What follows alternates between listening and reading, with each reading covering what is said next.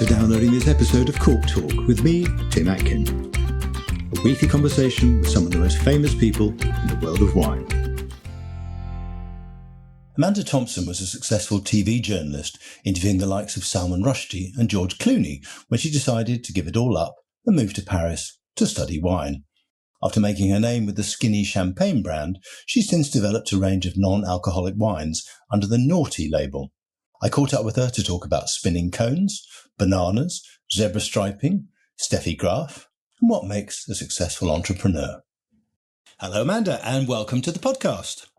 Thank you so much. It's an honour, actually, Tim, to be on your podcast. Thank you for having me. My enormous pleasure. I mean, you're a busy person, aren't you? Have you just been in what, Seattle, Paris?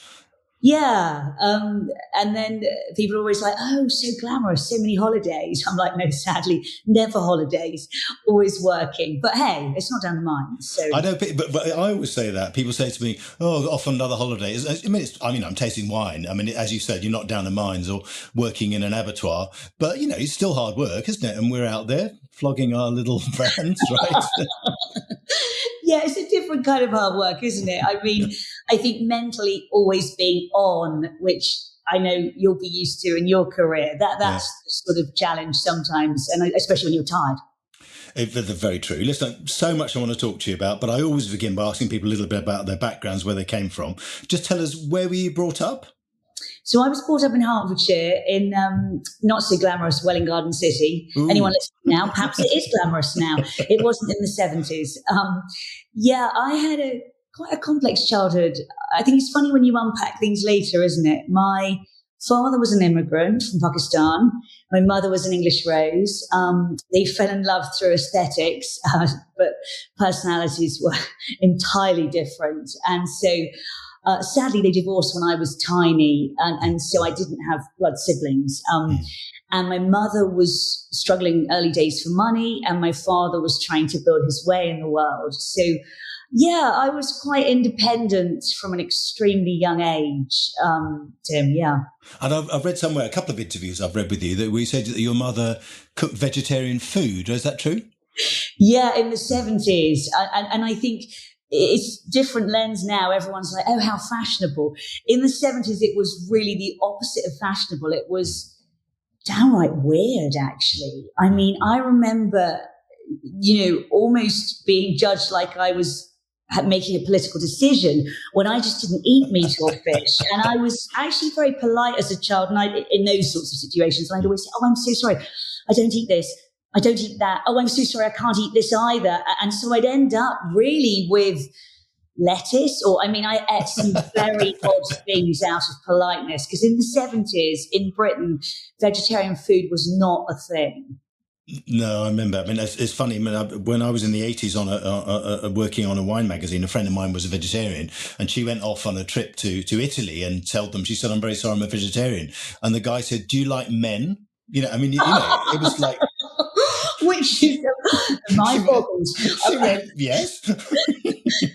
Anyway, next step of your career. So you became a journalist, didn't you? And did you go to university before you went into journalism? I did go to university, but not the usual Oxbridge route like most of my fellow journalists at the time. I was kind of a hustler, I think, Tim, when I look back.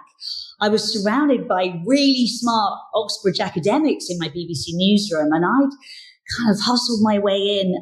I actually had a place at Glasgow to read English, which was relatively prestigious. And I turned my back on it and went to study documentary in Sheffield. Go figure. And upset my mother greatly, I'm sure. But I really started my journalistic career then. Back in the day, the Sheffield Telegraph was the local newspaper, and I befriended the arts editor. And of course, there were so many awful amateur dramatic productions going on and all sorts of things the slightly older editor didn't want to go and see. And I said, anything you don't want to review, I'm your girl. And so I started to build up a portfolio while I was at university. And that was really how I cut my teeth from going to see all the awful productions that no one else wanted to see. But actually, cunning plan, also, Sheffield was the hub of music, and all of the big bands used to pass through early stage before they were famous or when they were just tipped for great things. And I did some really cool early interviews. I did one of the first ever Oasis interviews, actually. With both of them? Both brothers or just one? Although Noel had a lot more patience to sit down and talk. But I remember even then, Red Stripe Lager, and I was never a beer girl. I survived Sheffield, never drinking beer. And, all of the Red Stripe was there, and there's me. It was very useful, actually, for the alcohol industry, for the broader wine industry. I used to pretend to be drinking Red Stripe while carrying on with my interview. So there was always this kind of dichotomy with me where I was kind of nerdy on the one hand and also very ambitious, but did like a bit of rock and roll. So all of that worked quite well, actually, looking back. Well, and you came up the hard way. You actually went, worked for a newspaper, in the days when regional newspapers were still important. I mean, they still are to a degree, but they've lost a lot of that, haven't they? I mean, you went to the BBC, you did a spell at ITN as well, and you cut your teeth interviewing the Gallagher brothers. Then I think, I read somewhere you interviewed George Clooney, Salman Rushdie. Yeah. Did you get nervous interviewing George Clooney? Christ, I mean, I would. David Cameron. No, the celebrities never made me nervous, Tim. Actually, going back to being a bit of a nerd, I've always loved big brains. And anybody and that's not to say George Clooney isn't exceptionally smart. I'm sure he absolutely is. The people that used to really, intimidate's the wrong word. I wasn't really ever intimidated, honestly, by anybody. But, I'd feel the pressure more were certain people who I felt like, Spike Lee, I remember, I was really excited and also a bit nervous to interview. Salman Rushdie as well. It was more the authors and the academics, I think, who perhaps I might be slightly more nervous about. It's funny, someone said that to me the other night. We were at a dinner party and someone said, who's the most famous person you've ever met? And I just scratched my head a bit and thought of people. And, and she said, were you ever nervous meeting famous people? And I said, no, not really. But I said exactly the same thing. If I'd ever met someone I really idolised, like John Updike or something, I'd have been really nervous because I was just sitting there thinking, oh, God, this guy's so much more intelligent than I am. Whereas actors, I mean, sorry, even if they're George Clooney, they're certainly actors. The actor listing switches off your podcast. Yeah, exactly. Sorry, actors, but you know what I mean. Anyway, so journalism, you're at the BBC ITN, very successful career, and then you decided to move to Paris with your husband, and you then had 2 small children. I just wonder, did you already speak French? Were you already a wine lover? You were a champagne geek. What made you go there? I mean, crazy. It was champagne, and it was madness. I remember it was literal madness. I didn't speak French, and champagne was kind of my North Star back then. And because I was a journalist, I had that kind of attitude back in the day when journalists had a bit of respect. I think it's a bit different now. You could normally get 15 minutes with people. And I was like, well, who's the most famous man in the wine world? It was really, in my mind at that point, the late Gerard Basset. And I managed to get some time with him and sort of asked his advice. And the strange thing, actually, Tim, I can remember that meeting. And Simon Berry, actually. Simon Berry of Berry Brothers was, again, one of the most generous. It's interesting who's been very generous early days in the industry. And I remember then romanticizing working with champagne. But what was really interesting to me, and it stands really to this day to some degree, there's so many incredible courses on wine academia. I worship your Master of Wine qualification along with my dear friend Richard Banfield and all of the other incredible Masters of Wine. And I could never do what you do. I couldn't be a sommelier because I can't remember all of the facts and figures. But what I started to realize was I was a storyteller. Yeah. I actually had quite a good palate, I realized quite early on. So I had a good palate and I was a storyteller.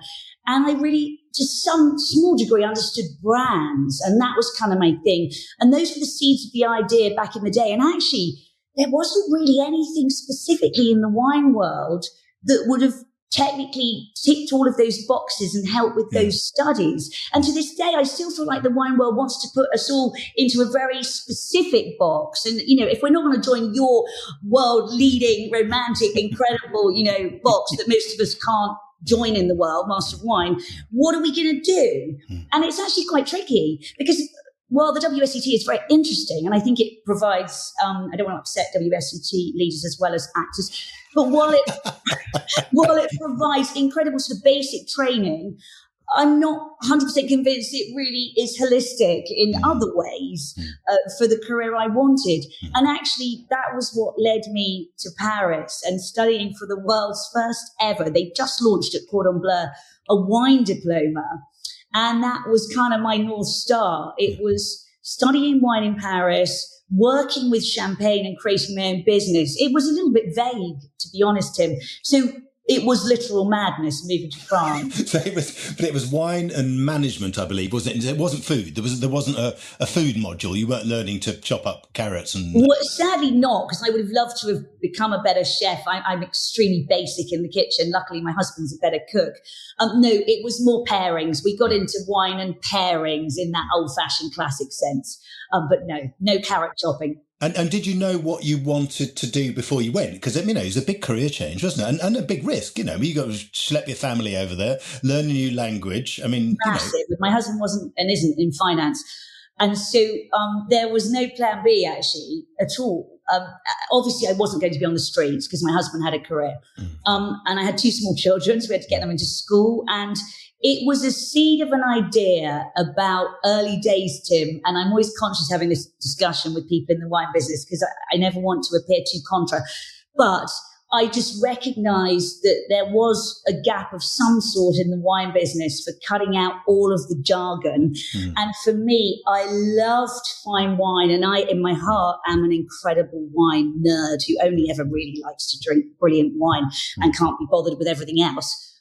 But I also realized that you had this really awkward juxtaposition between people in our industry who know which is kind of the good wine, and then you've got the kind of cheaper branded stuff. And I felt like it was really a shame that we didn't just cut through the jargon, create really great stuff, but just make it really easy for people to understand and also have a democratic price point. And I had a laugh with my sommelier teacher, Franck Ramage. I was back in Paris for their 130th anniversary. And I said to him the other day in Paris, I said, God, you would have voted me student least likely. They all thought I was insane because I would be tasting incredible wine and I would always be saying, what's the price? And they were like, why do you care about the price? And I said, look, anyone can drink incredible wine and drop the credit card. How do we drink great wine at a price that's a bit more democratic and affordable? So I was kind of an outlier in what I was setting out to do, which was looking for beautiful liquid at a fair price and cutting through jargon. And I like that idea a lot. And you had this sort of eureka moment. You said you're already a bit of a champagne geek, but you met this champagne producer, didn't you? Presumably on the course, called Alexandre Penet. What happened and how did he inspire you? Did you kind of tasted his wines and thought, oh, amazing? Or what? To this day, I know a lot of people listening to your podcast, of course, will know huge amounts about wine, probably more than me. And for me, he was kind of the king of no and low dosage. My buzz with palate was always, how do you create, I'm an acid girl, how do you create beautiful acidity without really adding much sugar? And can we do it from the roundness of the grapes? And I just felt like his engineering background, for me, created this incredible precision, which I just adored, where you didn't need the dosage or all of that added sugar. And so that really interested me and piqued my curiosity. Because we should say, a lot of brut champagnes, have, 8, 10, 12, I think it's up to 15 grams, isn't it, of residual or of added sugar, of dosage in the wine. So, they're quite sweet, but they taste dry, obviously, because of very high levels of acidity. Anyway, is that when you developed the idea for skinny champagne? That was kind of your first brand. I think you're probably still making it, aren't you? But No, we're not. No, and that was it was a big hit, but it was extremely controversial. And I guess I've never been afraid to lean into controversy if I think the controversy is serving a good purpose. And so back in the day, and now the world's turned, but back in the day, we were all ordering skinny cappuccinos and wearing skinny jeans. And for me, it just gave me a lovely in to get into the conversation about dosage, because I'm sure it won't surprise you to know, Tim, nobody really, even today in 2025, outside the wine industry, understands dosage, actually. Yeah. And they know what the hell we're talking about. And of course, there's so much confusing terminology around brut nature, zero dosage, and the way that our sugar works when we analyze wine, that you haven't got a hope in hell of ordinary people understanding it. And so for me, it was really that beautiful juxtaposition of incredible champagne with this really easy kind of moniker in brand.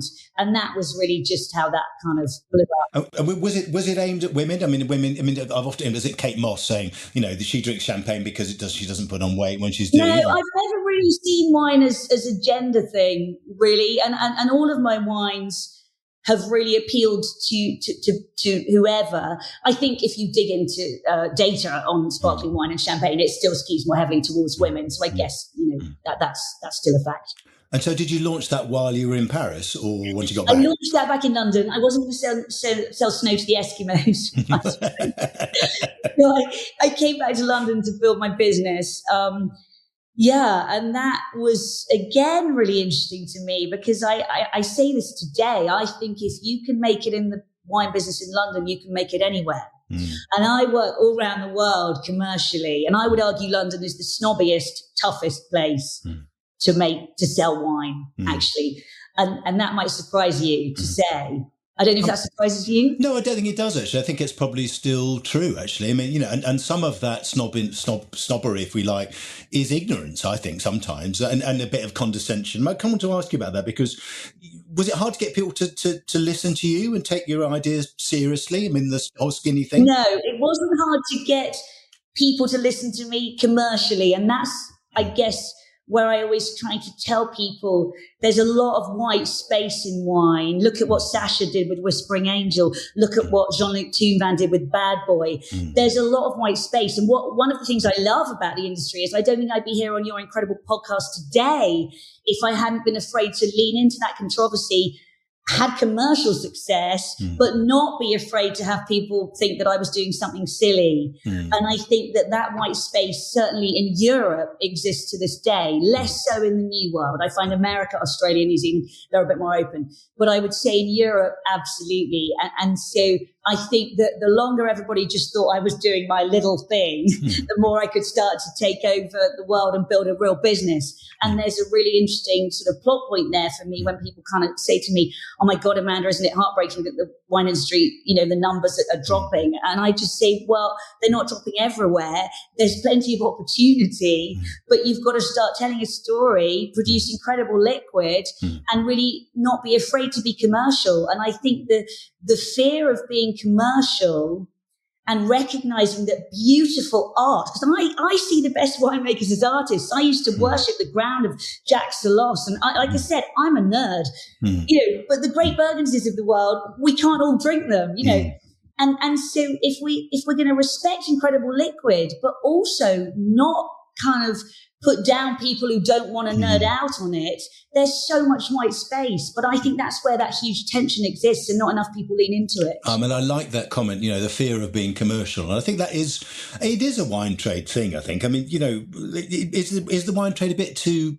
male, white, middle class? I say this as a white middle class man interviewing of a certain age. But I mean, does it lack diversity? I mean, has it got better since you started doing those brands? I think it absolutely lacks diversity, but I don't complain about that. I just carry on doing my thing. And I think the beauty of it lacking diversity means that I was doing something different and then I stand out. So it depends which way you look at it, Tim. I've always worked with men. I work with men in newsrooms. I work with men in the wine industry, and I've worked with some incredible men. So I'm never here to sort of bang an angry drum about men of any kind.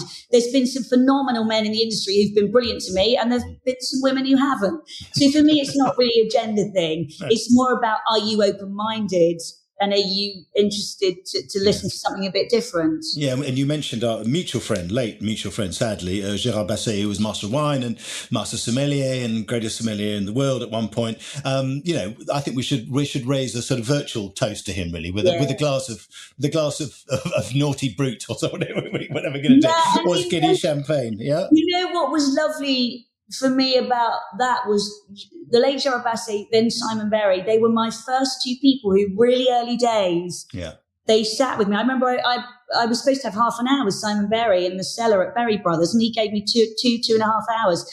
I mean, I think anybody who really, really, really loves wine for the right reasons has that generosity of spirit. And I think you've touched on that kind of snobbery, that nonsense. I think it's insecurity. I think anytime anyone wants to put me down with what I'm doing, I just see it as a reflection of their own insecurity, because I'm just carrying on being open-minded, listening, building a really successful business. And I just think any negativity, whether it's our industry or in the world, is to do with your problems, not mine, really.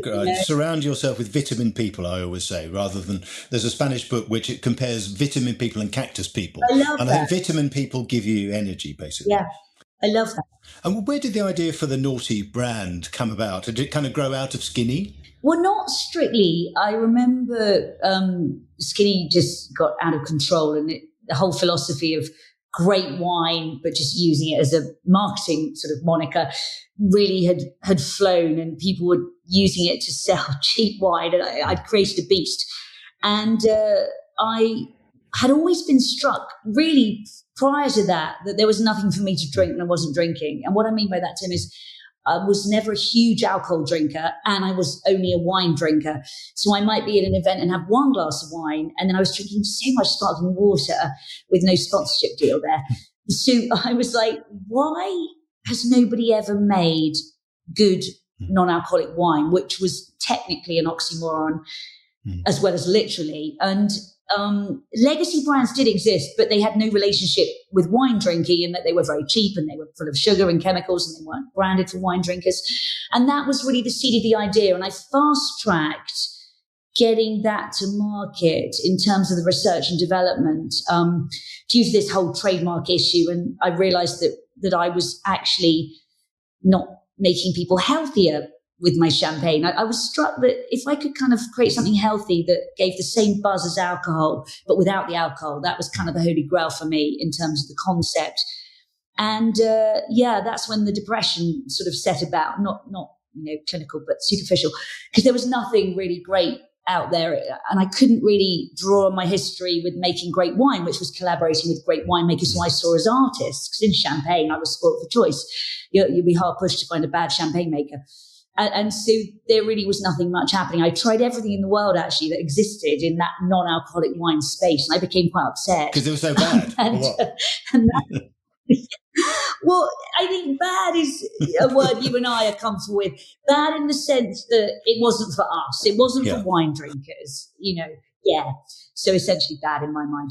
And so could it even happen, really? And then I had to rip up the rule book and say, can I try to find somebody who's doing something that I like, the alcoholization process, for example, and see whether they can make wine to my palate? So a lot of what I'd learned in fine wine and my obsession with certain grapes and making and terroir and all of the nerd things that I was obsessed with, I had to kind of let go to quite a large degree and say, can I make good non-alcoholic wine in any shape or form? Yeah. Just tell us how many wines you make now under the Noughty brand, and where do they come from as well?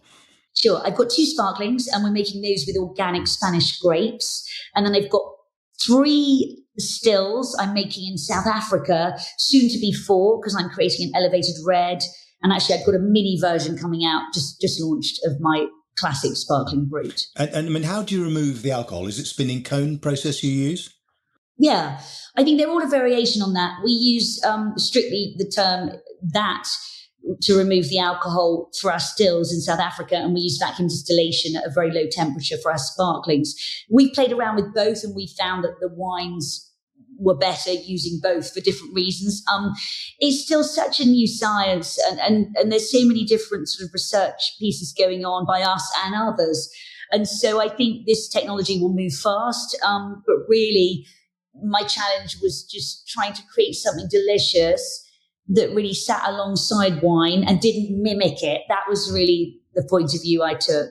I mean, the challenge with these non-alcoholic wines, I'm sure you know better than anyone, is how to achieve balance without adding sugar. Because if you take the alcohol out, well, alcohol tastes a little bit sweet, but it also gives the wine texture. How do you get that texture in there? Do you still use a little bit of sugar? Absolutely need sugar in there for balance. I think a few people are making some zero dosage or no added sugar non-alcs, and they're quite brusque on the palate. Yeah. So for me, non-alcoholic wine is the same as wine. I want balance. I don't want too much sugar, and I listened to your podcast about tasting with music, and it's fascinating, isn't it? Blind tasting used to be my sport in Paris. I used to love it. Every so often I asked Richard Bamfield to pull me a bottle to try. I'm a bit out of practice now, but I taste in a very dark room, very quietly by myself with no noise. I've got a very strict system, and I'm always looking for a democratic sign off on the palate, because I love acidity, but I'm aware that too much acidity doesn't create balance. So it's how do you find that perfect bite point, I suppose. I like that term, a democratic sign-off. There's a little bit of sugar, yeah? Yeah, absolutely. I mean, wine without alcohol is almost a contradiction in terms to some wine lovers, right? I mean, they can be a bit snotty about them. You know, it's spaghetti without the bolognese or whatever. I mean, what would you say to them? How would you convince them to give it a go? I mean, I think that many of us in the wine industry love to be contra and love to fight. And I love a debate. Do I? I think I'm probably a bit tired of the same debate, to be honest. I mean, I usually will have it. I think what we forget is it's wine. It's a drink. It's supposed to be fun. We're supposed to enjoy it. I think sometimes we can all get rather too serious. And I leave that to brilliant people like you with all of your academia in your Serious, me? But I just feel like, relax, I say to people. I don't literally say that because that would be me technically patronizing them. But I just say, you know what? I'm not trying to fight your industry. I'm in your industry. I still drink wine. And often people sigh, relief. Oh my God, Amanda, you still drink wine. Like it's a reflection on them. And I think so much in our industry, it's all about almost people's insecurities reflecting on others. And I'm just like, I'm doing something interesting. It's really respectful.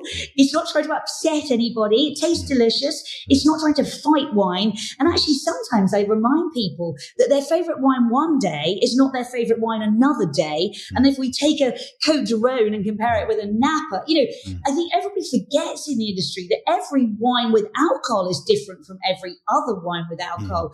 So I think people just really want to fight sometimes. And I think that says more about them than it does what I'm doing. I think it's true. In one interview I read with you talked about zebra striping. Now, what is zebra striping? I mean, it sounds quite intriguing.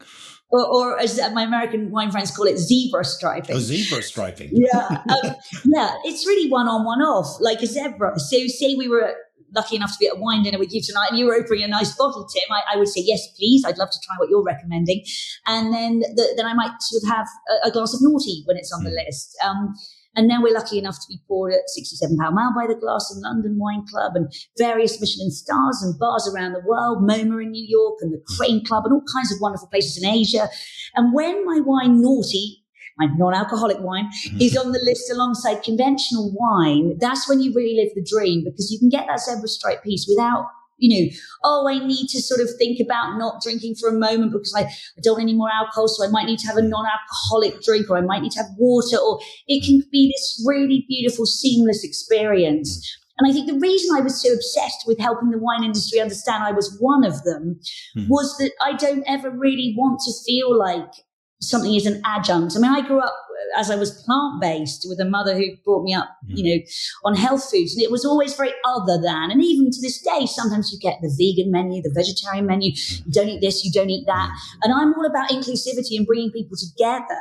And so Noughty for me is all about bringing balance into the wine industry. So its best position is on a wine list by the glass, but just making it very clear it's got no alcohol. And I mean, are regular drinkers starting to accept that? Do you think? I mean, do you still get people saying, oh, God, that's not wine? I do get really some snobby, small-minded people saying that, and I usually just politely smile now and laugh. I'm an ex-journalist married to a publicist, so he's taught me to sort of smile. I haven't got a great poker face, so usually when I think someone's rude, even if I sort of smile, it's probably quite obvious I think they're rude. And usually I remind them that I'm running quite a successful business that turns over quite a few million, and that tends to quieten people down a little. But I have been quite used to being patronized. And actually, I just see that as white space, really, because I think if someone thinks that what I'm doing is not relevant, they need to wake up and, I was going to say smell the coffee, but smell the wine, really, I guess. I mean, you describe the wines as premium. Just tell us what that means these days. I mean, it's a kind of one of those controversial words, isn't it? Is it the grapes? Is it the process? Is it the packaging? Is it a bit of everything? Is it you? Yeah. I mean, what is it? It's a difficult word. I just didn't want to use luxury because what's luxury now? I think the semantics are so confusing in our industry, aren't they? And I think really that word is used about Noughty just to try and almost create the sort of separation from what went before, which was stuff that wine drinkers didn't drink. And going back to your question about wine drinkers, absolutely. I have so many famous people in the wine world, all kinds of people in the art space, thought leaders, because most thought leaders are not drinking alcohol hard every day, because everybody knows that's not ideal. And many of them send me pictures of their fridges with Chateau Lafite or whatever it is next to Noughty, which I really love. And I think many wine drinkers are bringing Noughty into their lives for balance, exactly that. But you've got this very successful business. I mean, you set up 2 successful businesses, really. And I've read somewhere describing yourself as highly competitive. And now, what makes a good entrepreneur? I mean, you're obviously one of them. What makes you good at what you do you think? I think it's an unhealthy career, really, if I'm honest. And it's so singular, and you become unemployed because, I mean, I couldn't have anyone tell me what to do. And part of the reason I got the business profitable and wanted to grow it and make my own decisions was that I didn't want big money telling me what to do along the way, because I know exactly what I'm doing, along with my team, because I fill in all my knowledge gaps with brilliant people. So you have no investors, do you? It's just you, is it still? I have got investors, absolutely, but they are... Yes, I've got investors, but my key investor is also, I see as my business partner, really, and he's quite famous for building brands, and he was in the drink space. He built a very famous beer brand back in the day. And just in terms of sort of making decisions and controlling the business, I guess. And what was the question? Look at your competitive spirit. You're highly competitive. Is that what makes you a good entrepreneur? Yeah, I think it's really useful. And again, anyone who pretends they're not, I think it's not true. You do need that thing, I think, to build a sort of global brand. And I think there's a strange thing with me where I'm extremely competitive, but there's many things I'm not good at. And I'm really competitive at sport, and yet I'm not very good at most sports. And like, if you ask me to play a game of tennis, I'm the world's worst tennis player, but in my mind, I play such beautiful tennis. I still can't Steffi Graf, are you in your mind? Yeah, exactly. I still can't work out how tennis is as hard as it is. One day I'll crack tennis. But yeah, I think tenacity, a thick skin, I guess journalism is good training for that. A refusal to see a no as a no, actually. I mean, it's a not yet, really. And I think that idea that you're prepared to find ways around things. I always say, as long as it's legal, ask for forgiveness, not permission. And do you think being a good wine entrepreneur, as it were, would translate to other spheres? Could you be an entrepreneur doing anything, do you think? Or did you find your niche with wine? Very good question, Tim. I don't know. I wonder if I've got that in me on the other side of this. I'd have to put a question mark above that one. I've certainly had good training. I think that you could argue I've picked one of the hardest industries in the world to build a brand in. So I guess, I like to hope it would probably be easy in tech. Ha ha.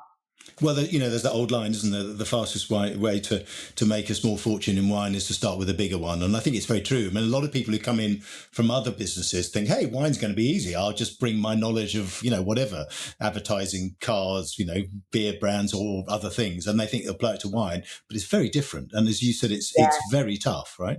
Yes. I think, I think naivety is that great thing, isn't it? Because I think, like a lot of successful founders, I came into an industry from another industry. And I think there's always that strange thing. Like, if I ask myself now what I knew then, would I just go tech and build it fast? I mean, I picked beverage, as they say in America, beverage industry, wine industry, beverage, whatever, notoriously impossible. And yet I'm managing to do it. So I guess it's been great training, yeah. I mean, you described yourself certainly as a champagne geek and a bit of a wine geek too, a bit of a wine nerd. Do you have a cellar? Do you have a wine collection? Do you collect wine? Or is that a male thing to do that, do you think? No, I don't think it's a male thing. And I think that there are reasons why I might want to do that. Obviously, I haven't got cash at the moment because everything's in my business.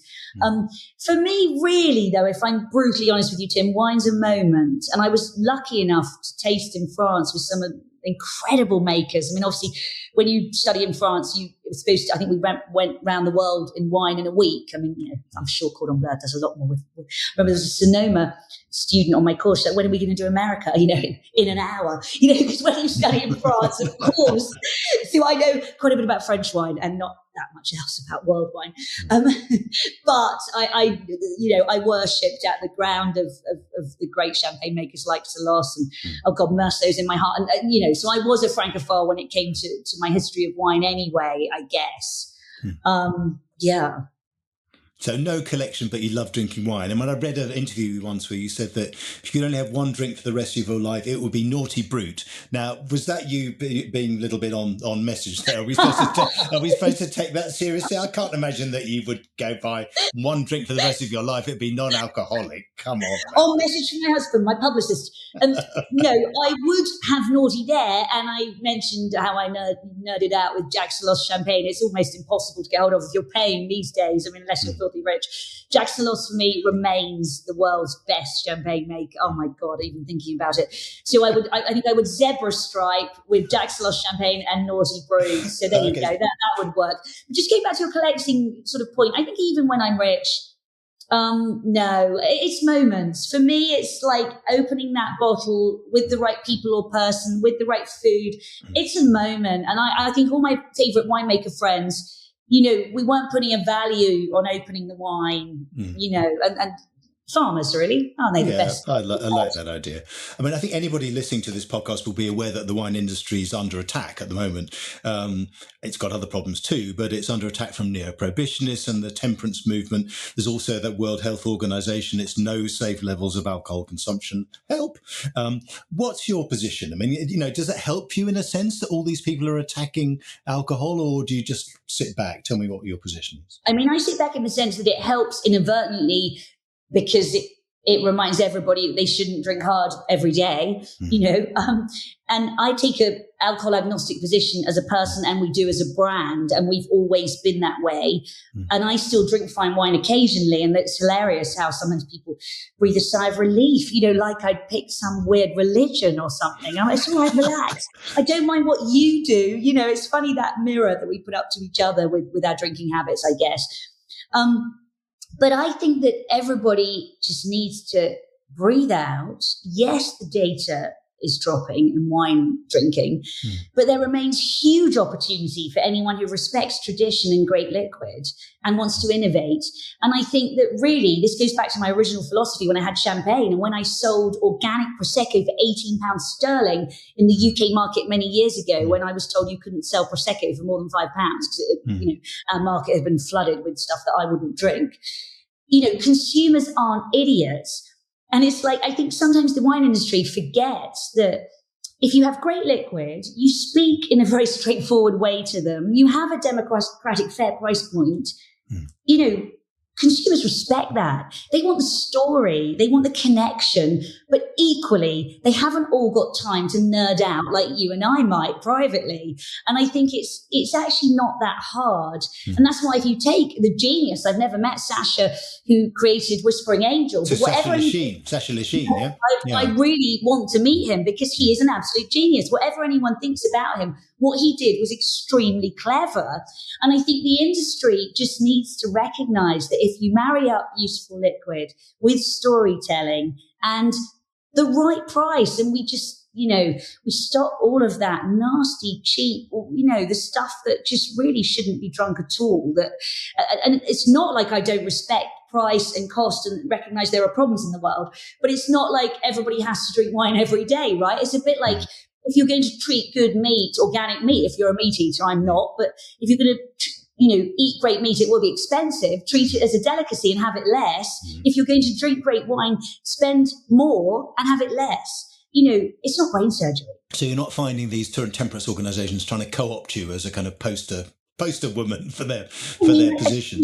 We sort of reach out. We've been very different. It's been incredible that the sober community around the world, people who are obsessed with not drinking, love Noughty, and they will always be my amazing infrastructure because they found us day one. But we don't target people who don't drink. We target wine drinkers who bring us into their wine drinking lives for balance. And semantics wise, that's quite a big point of difference. And for me, that's a much, much broader opportunity because I've got a vision to be a household name and to have Noughty on every list and in every retailer where people are buying their wine and buying Noughty alongside. And that's starting to happen slowly but surely. And I remain very true to that kind of philosophy. Yeah, I think that's a fair answer to the question, really. The final question is, how do you get away from wine? You know, you've got 2 kids. You never seem to stop travelling. You've got this successful brand that's growing everywhere. I mean, how do you relax? Is there a moment when you think, oh, God, Amanda, sit down, read a book, listen to some music, play the guitar, play tennis, whatever? I should. I think most entrepreneurs who have any degree of sort of success will tell you that what they say they do. It's like when you see those, my perfect day, and, you know, get up at 5 a.m., do this. I'm like, I mean, really? You know, I mean, I guess type A, I have to exercise and I have to be told what to do. If I'm in the gym on my own, I noodle around and then I take a phone call, then I do an email. I have to be told what to do. So I need somebody making me work out. And then that's how you relax. Is it? Well, yeah, I guess that's when I switch off, because I can't think about anything other than the pain of working out. You know what I mean? Or yoga. I do like yoga. And also acupuncture. I've got an amazing acupuncturist. And if I'm really out of sorts after a long flight or whatever, he's incredible. He'll stick some needles in your neck or something. Are they needles or pins? I never know. They're probably both. They're tiny, fine needles. Yeah, exactly. Where are you off to next? Where's your next trip? Where am I going next? California.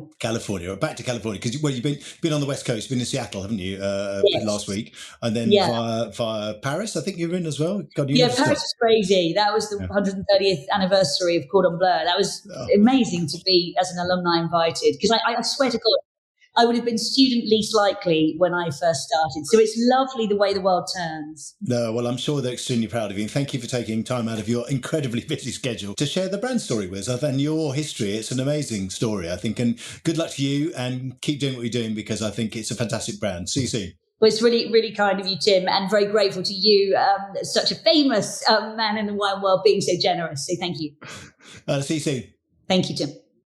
Well, that was a lot of fun. You can see why Amanda was such a good journalist and why she's achieved success in the wine business too. Next week on Cork Talk, my guest is Charles Cook, MW, from Thistledown Wines in Australia. Join me then. Thanks for listening to Cork Talk. If you want to read more reports, articles and tasting notes by me, go to my website, timatkin.com. You can also follow me on Twitter @TimAtkin and on Instagram @TimAtkinMW. See you next week.